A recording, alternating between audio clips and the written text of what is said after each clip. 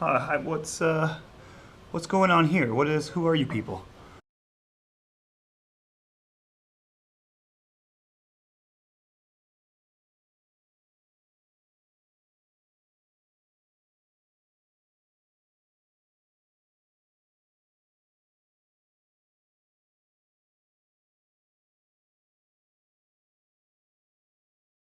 2016. So the Mayans were wrong then.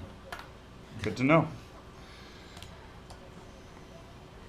What do we God want for to do us. today?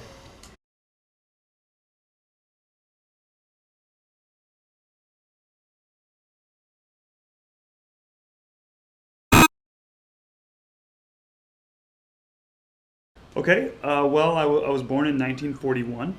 I grew up in Weston, Massachusetts. My father, Arthur, was also a professor at MIT. He was a professor of material science and physics.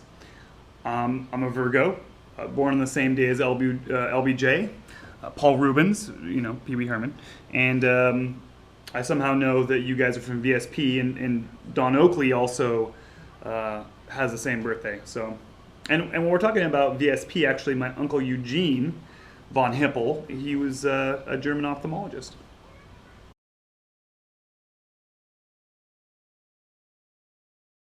Who?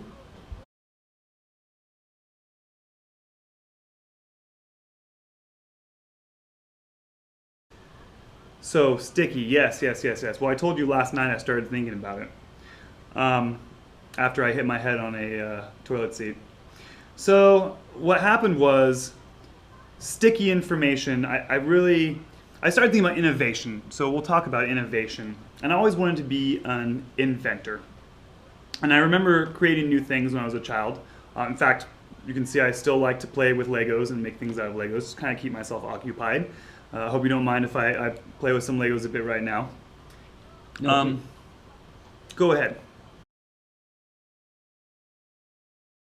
My education, and please call me doctor. So I started out in Harvard, pursuing an undergraduate degree in liberal arts. Did a quick stint in biology and history, so that was a big time no for me. It didn't match. Moved on to MIT for a degree in economics. So after that, I did some inventing and innovation, played around in that game for a bit, and then I came back to MIT for a master's degree in mechanical engineering, which is sort of my defining degree.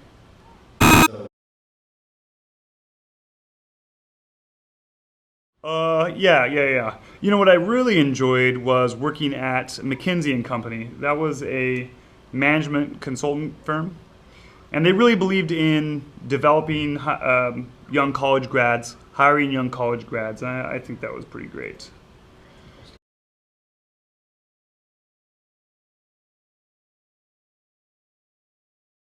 Idols. Well, I had a high school biology teacher, wonderful guy. Um, Kind of taught me to see things in a new light.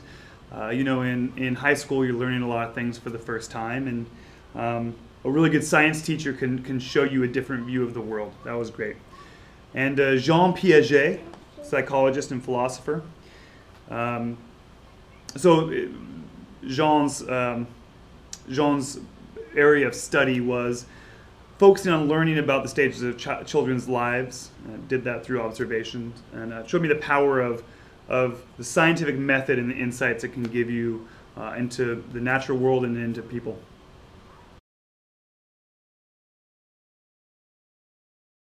And you can call me Eric actually. So I do have children. I've got a family. My wife Jessie is an amazing editor, and she plays a mean game of tennis. My son Eric James, he studies the Japanese language and culture. My daughter Christiana, she has a master's degree in public health. Went to Indiana University. Really smart girl. Um, First recipient actually of the Ryan White Legacy Scholarship for her work in promoting sexual health. And now I remember when she was young, I would make up cat bedtime stories for her because cats are really her favorite animal, and those are good days, having young kids. Actually, I think in my family, closest to my path is probably the family cockatiel named Merlin. Now, oh hey Christiana, Hi, Daddy. hey, Okay, that's weird. So the cocktail Merlin, though, I really think he may be the smartest of the bunch. I've been working with him. Well, this is a long story. You were asking about innovation, Sticky?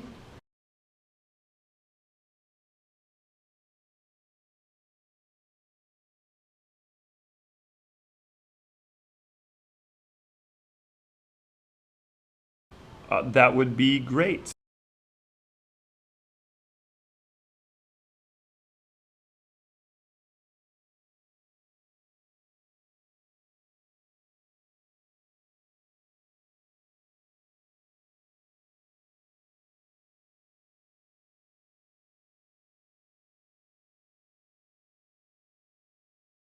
Absolutely. So last night I had this idea of this metaphor for information, calling it sticky.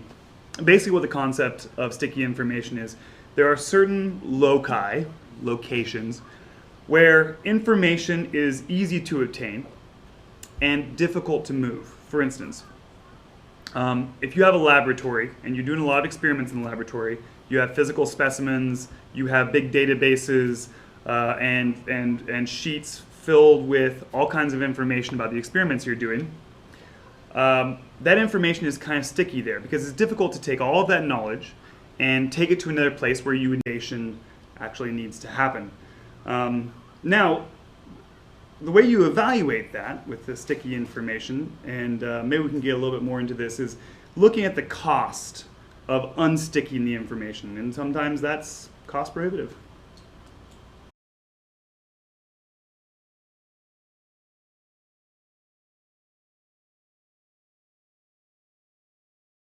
Unstickified. No, that one's yours. We'll have it added to the 2016 dictionary. So, no, I'm taking it. Unstickifying information is possible, but there's a cost. Sometimes that cost is prohibitive, as I said before.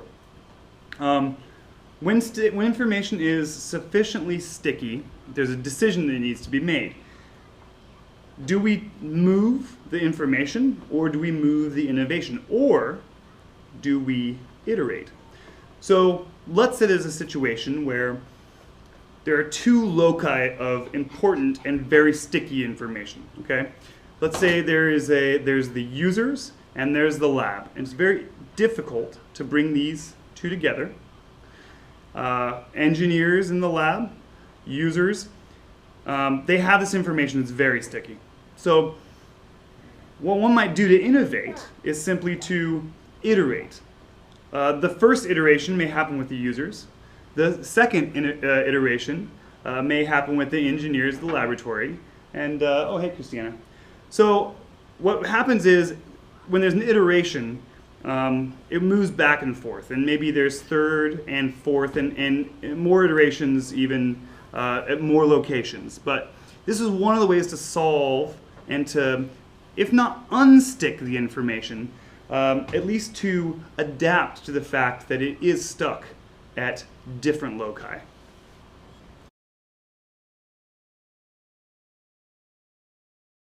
Well, what's your job?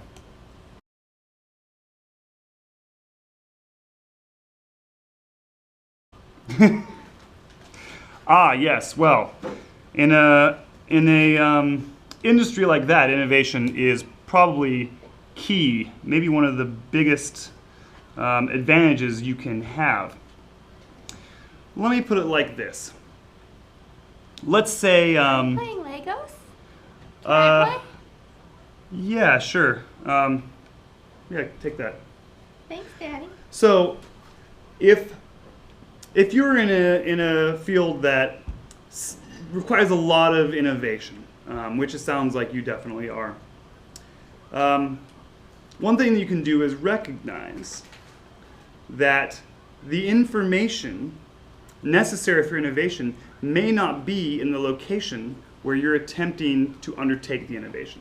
So, a lot of times, people become focused on one locus, rhymes so you know it's true, and forget that there is crucial, sticky information at other loci that they need to access. So in your case, in the industry that you just mentioned, you might look in other places to find out if there's information that's sticky that you have not put the time and effort into accessing.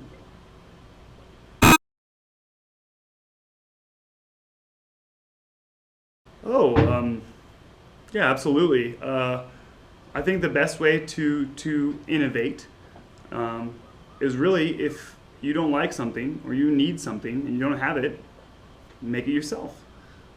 Think about in the past when people wanted to ride around town, they made skateboards because they were bored. They had nothing else to do. They created something that added value to a lot of people's lives. Scooters, same thing. In fact, someone should add a little motor to a scooter. I don't know. Anyway, just always go out and find some way that you can solve your own problems, and that makes you a lead user. That makes you a locus of information that can go back into the system and create innovation.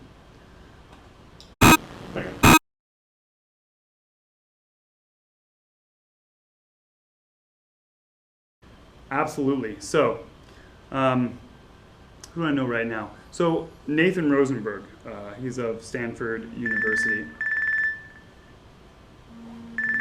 Hold on. Hello? Hello? Hello? Hello? Hello? Are you there? Who? Hello? They hang up. That was weird. What the hell was that? Okay. Anyway, Nathan Rosenberg, Stanford University. His research looks at the economics of technological change, economic role of science, economic history and development. Professor Richard Nelson of Columbia University, he focuses on processes of long-running economic change. Particularly, he emphasizes technological advances. Ann Carter of Brandeis, who specializes in the fields of changing specializations of business and workers, economics of information, technical change, technology transfer. And let's not forget Dr. Nicholas Franks of the Vienna University of Economics and Business, who I believe is a great influence in the field of product innovation. He actually heads up an institute on lead user innovation methods and also focuses on... It's happening again. What is that? We'll just go mute here while I look around for stuff. And you guys can do some other thing.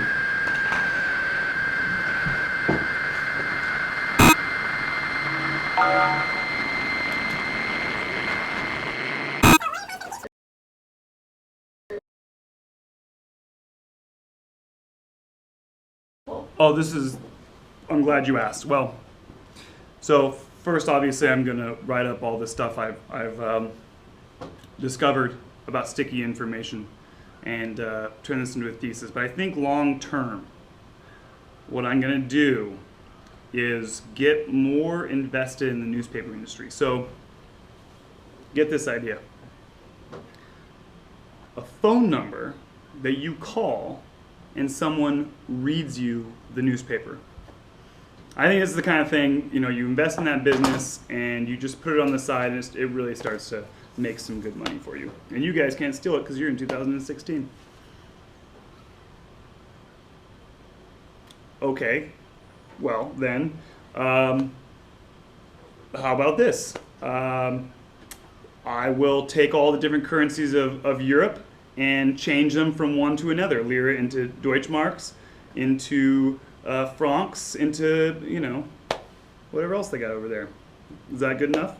Has that been ruined in the future? And in fact, speaking of Europe, I really think that somebody needs to figure out how to really get shipping down between East and West Germany.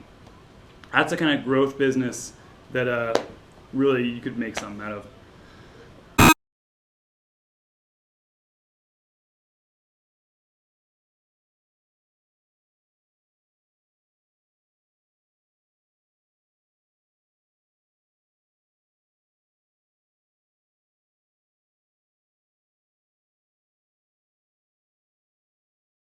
Yeah, yeah, I think I can do that. Let's. You're there with the whole class. That's great.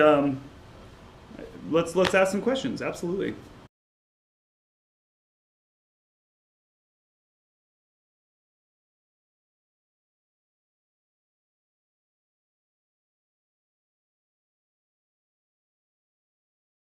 Great question. So, in terms of the regulatory environment, right?